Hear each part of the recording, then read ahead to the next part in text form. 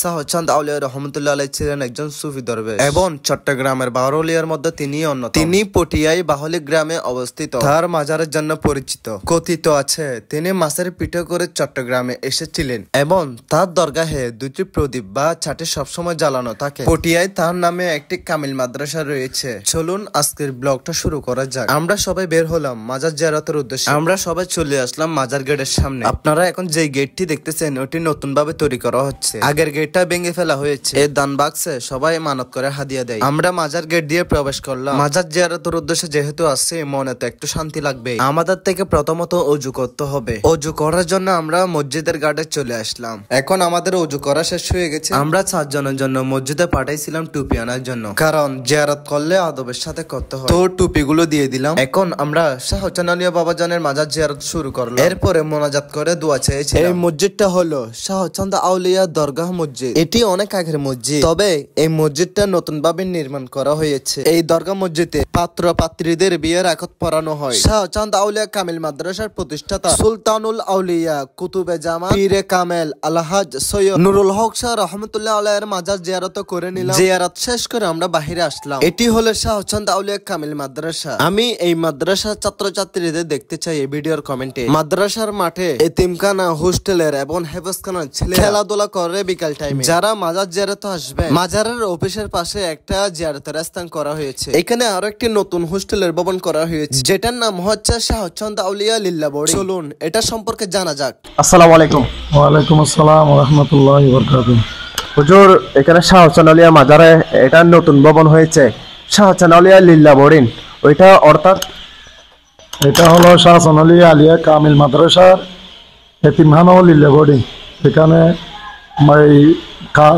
আলিম, ফাজিল, Kamil, masters অনার্সের ছাত্ররা হাত খোরাকি দিয়ে এবং ফ্রির মাধ্যমে, আর যাদের মা বাপ নেই তাদেরকে এতিমখানা এবং লিল্লা বোর্ডিংয়ে বরণ পোষণ এর জন্য নতুন ভবনটা করা হয়েছে। এখানে বিবালাখানা হয়, বিবালা নাস্তা হয়।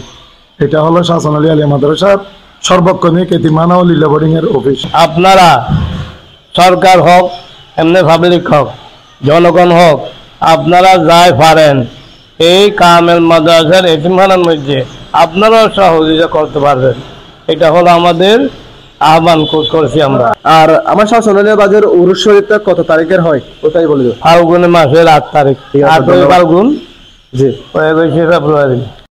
এই লিল্লা বোর্ডিং এর সহ সুপার আমাদের জন্য মোনাজাতে দোয়া চেয়েছে। এরপরে আপনাদেরকে দেখাবো শাহচাঁদ আউলিয়া নুরি এতিমখানা। এই মাদ্রাসায় 100 থেকে 200 জন ছাত্র আছে, যেখানে এতিমখানার মাদ্রাসার ছাত্রদের খাবার তৈরি করা হয়। জানতে আসলাম এখানে কত জনের খাবার তৈরি করা হয়।